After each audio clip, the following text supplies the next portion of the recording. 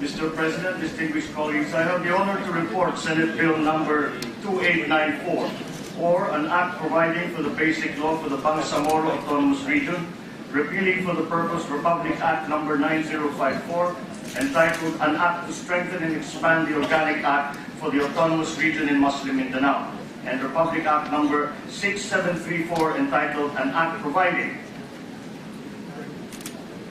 for the Organic Act for the Autonomous Region in Muslim Mindanao, taking into consideration Senate Bill number 2408 and under Committee Report number 200.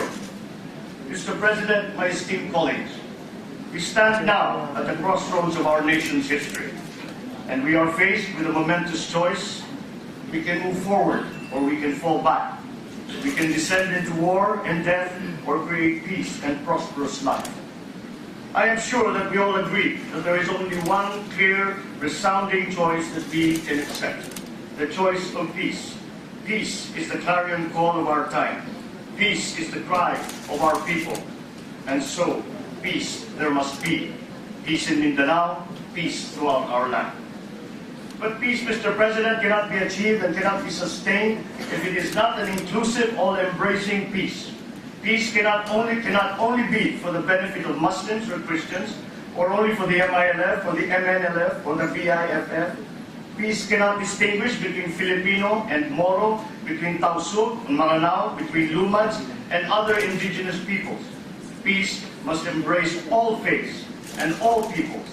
Peace must respect and uplift all cultures and beliefs.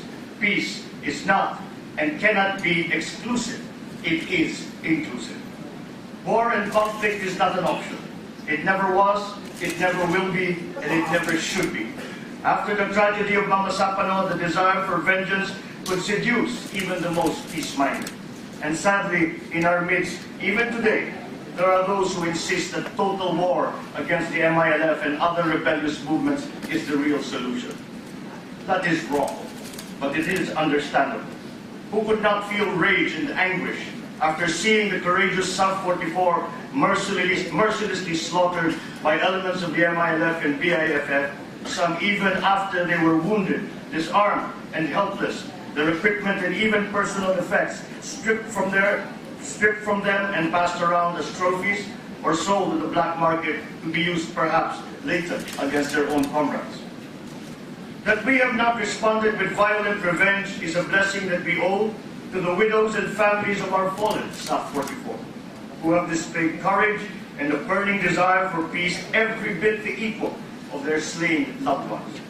In the midst of personal grief and loss, we can scarcely imagine they have shown us the grace of choosing the righteous path. They have only asked that justice be served.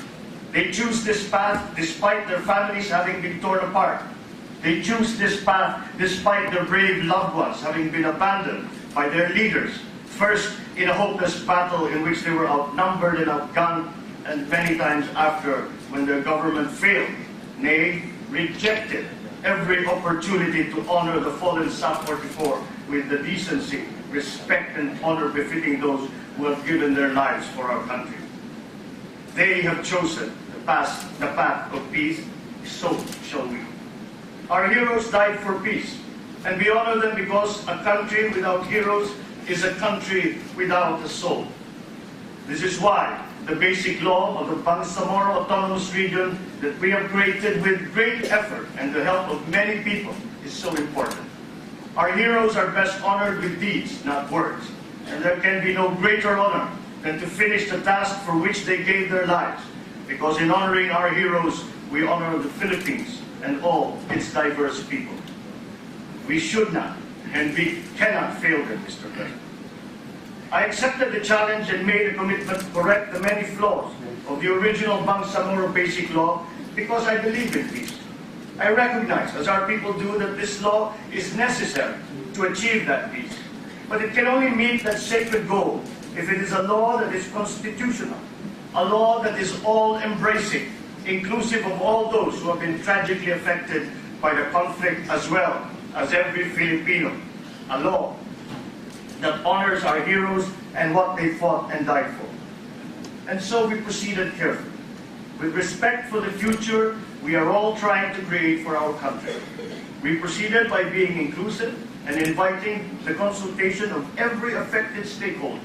We proceeded according to the laws of the land and the desire of every Filipino for peace.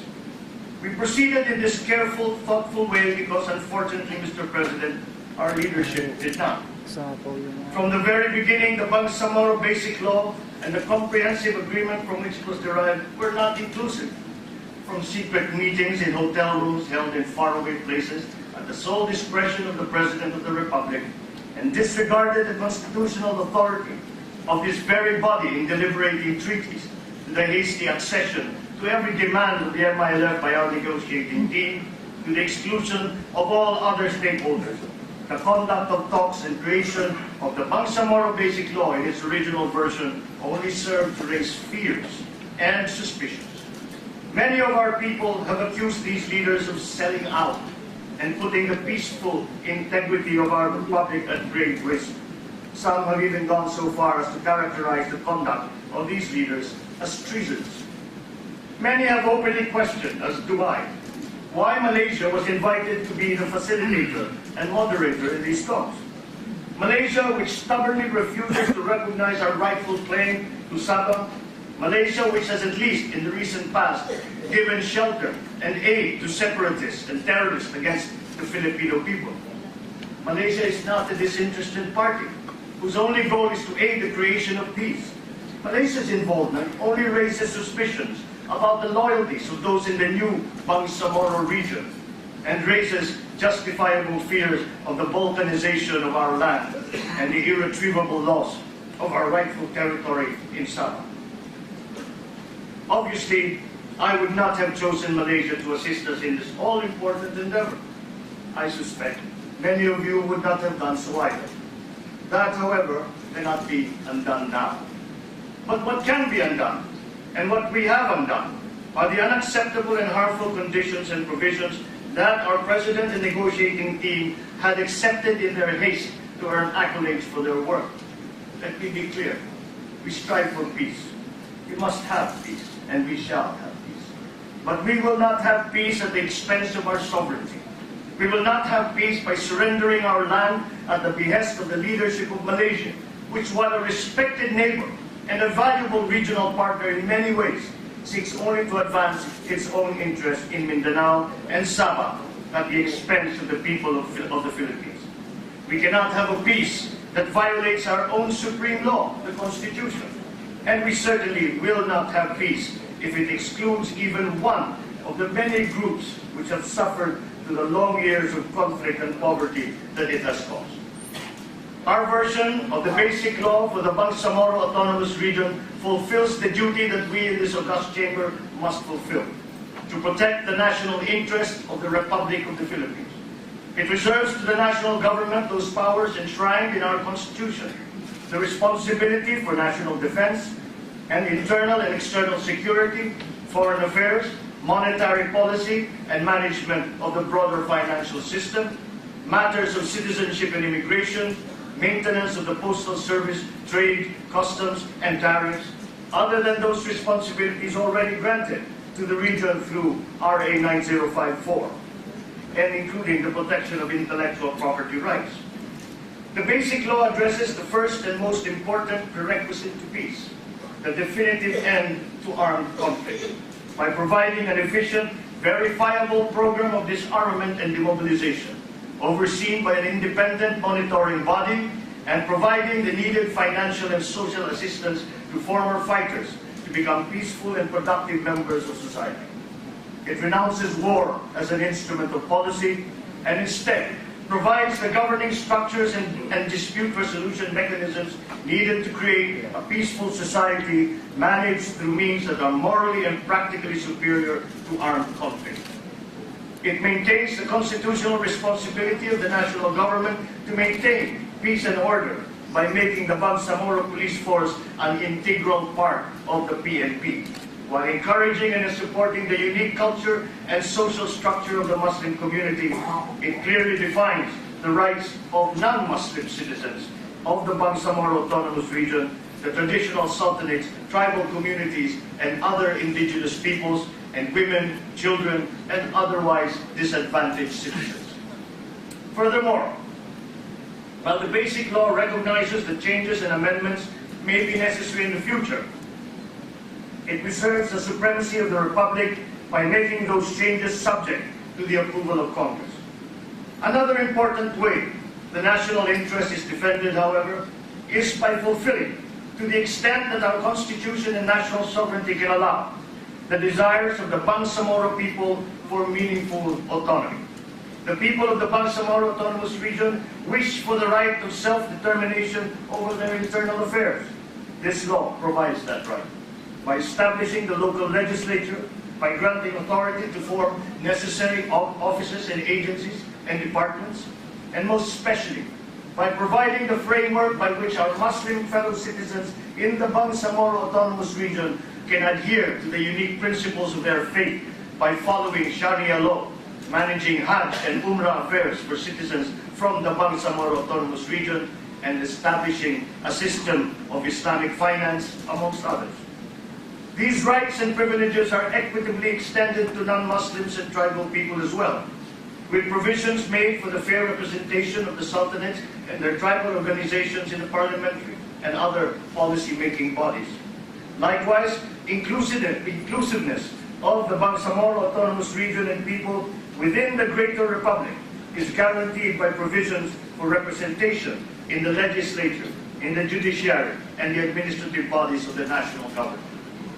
The Basic Law also provides a framework by which the rich natural resources of the region, which should and will primarily benefit its people, but rightly belong to all Filipinos, can be equitably shared. A fair share of national revenues, as the Constitution dictates, must be provided to local governments. It is also provided for to ensure that the Bangsamoro Autonomous Region is financially sound and able to provide adequately for all of its people. Key areas in which the region has chronically suffered from a lack of progress, for example, power generation and distribution, have been given special attention, with more flexibility granted to the local government to develop and regulate the regional infrastructure within the bounds of national laws and complementary local laws regarding environmental management, industrial safety, and standards and investments. These are the basic principles that were the guide to the writing of the substitute bill. Number one, the primacy of our Constitution, which every citizen is mandated to obey and defend, compels us to strike down any provision that is clearly in conflict with its letter and spirit based on our preliminary determination. Two, the autonomy of the constituent local government units of the Bangsamoro Autonomous Region, as defined in the Local Government Code of 1991 as amended, should not be diminished. This is aligned with our national policy of decentralization. Number three, the principle of checks and balances in all aspects of governance should be strengthened, because this is the main reason why the autonomous region in many ways has deemed to be a failure.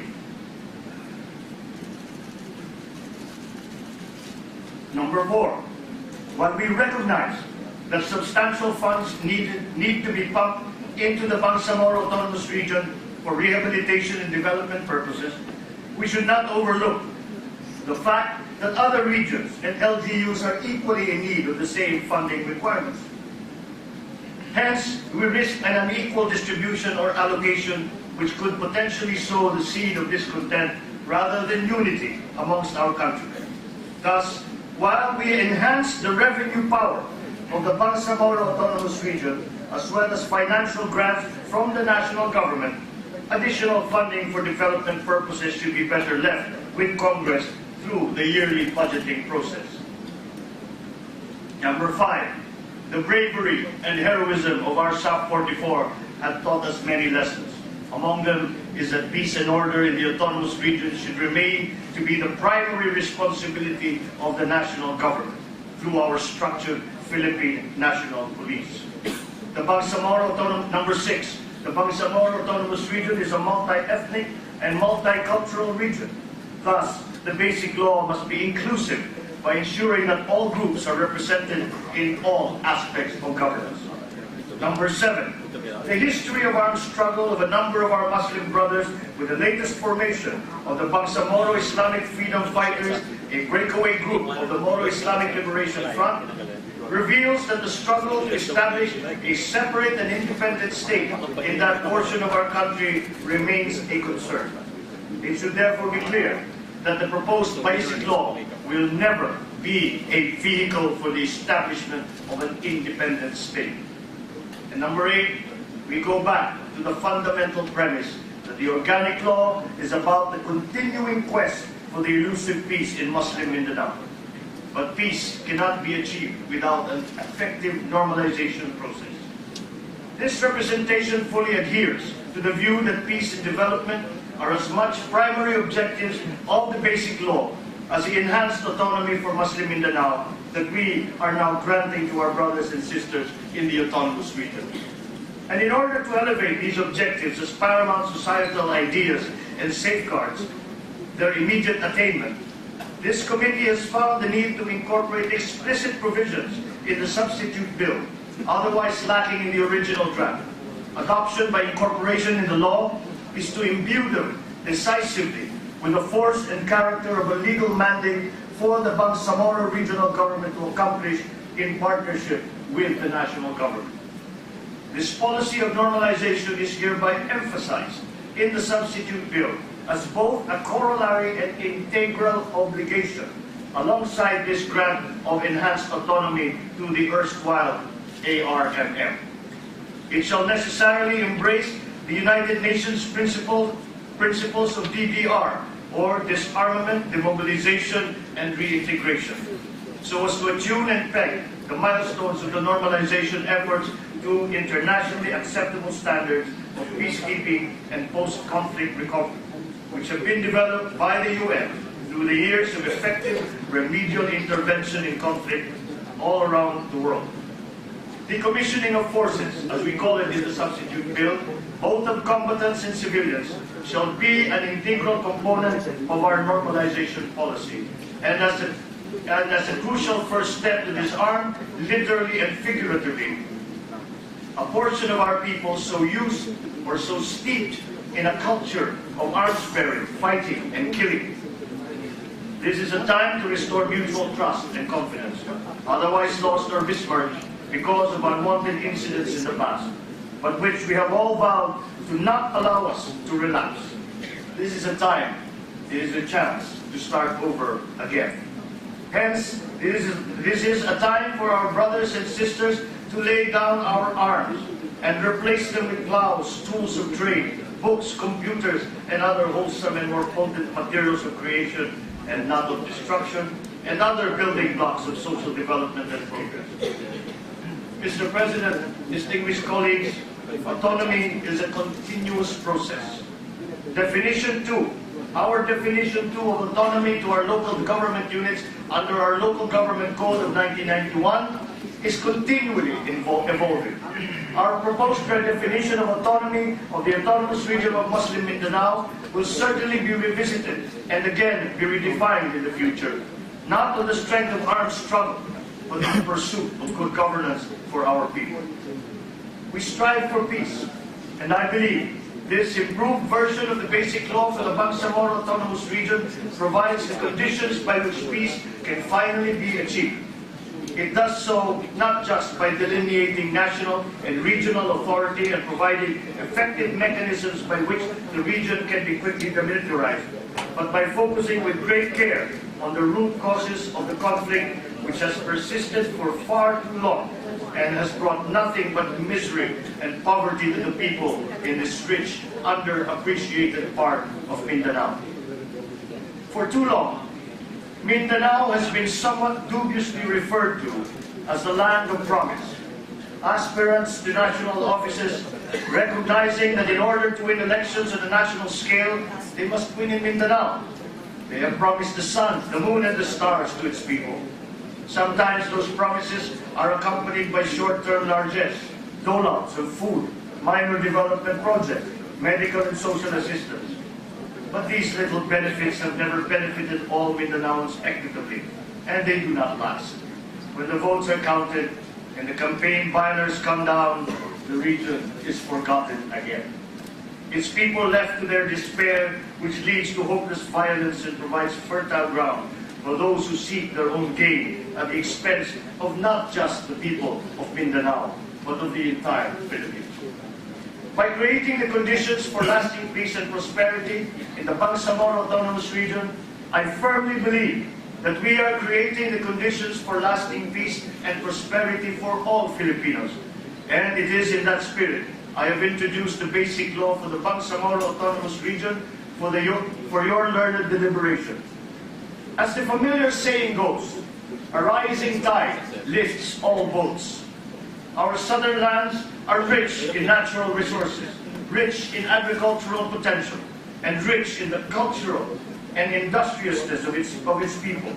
Some of our country's most beautiful natural features are located there, but for far too long, the beauty of that land, its wildlife, its people, have been isolated from the rest of the country and the rest of the world by a bitter and futile conflict. By striving for a just peace, one that is inclusive and all-embracing, we strengthen ourselves and the entire nation. We become richer materially and richer in spirit by respecting the differences in the many cultures found among the Filipino people, while welcoming those people to share in our collective work and rewards as brethren and partners. By striving for a just peace that spreads from Mindanao throughout the entire country, we create a bright beacon of hope and prosperity for our kindred in Sabah, and bring a future in which our nation can be once again made whole and united just that much nearer. Peace is the first step on an endless golden road to the future. Peace leads to order, which leads to progress, which leads to prosperity and dignity for all. Peace is in the soul of our nation. It is what our heroes, the brave Sub-44, and so many before them fought and gave their last breath to achieve. We must not fail them. We must not fail those they left behind. We must not fail ourselves. We must have peace, and we shall, through the basic law that we begin deliberating today. We stand now at a crossroads. Let us choose the right path, the only path, the path of peace. May God bless our work, and may God bless the Philippines.